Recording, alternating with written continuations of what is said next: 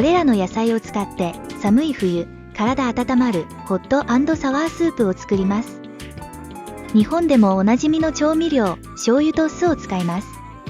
ですが、やはりここはインド。チリ、唐辛子も使います。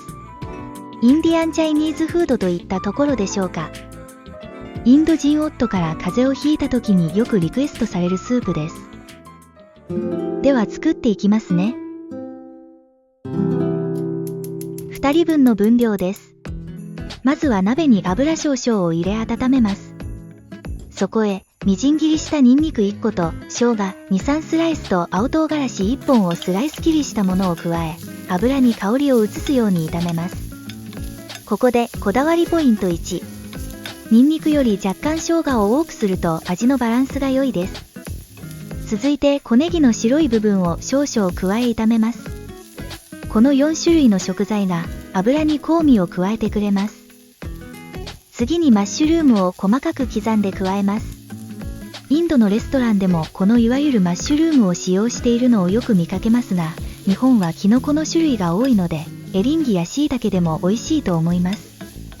次に細切りした人参2分の1本を加え、キャベツも粗めの千切りにして加えて、全体に油が回るように軽く炒めたら、水 400cc を加えます。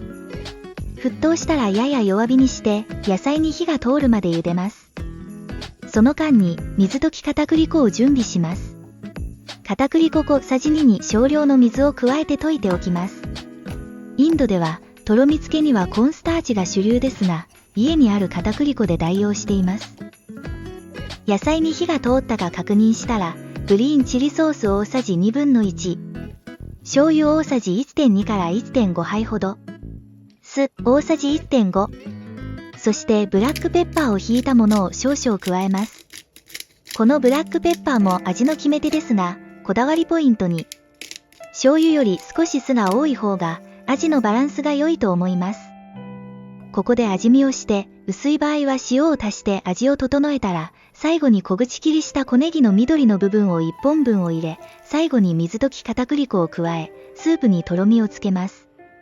片栗粉小さじ2ですと優しいとろみです。もっとドロッとさせる人もいますよ。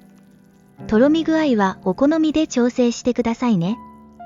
そして、1、2分火にかけたら、ホット&サワースープの完成です。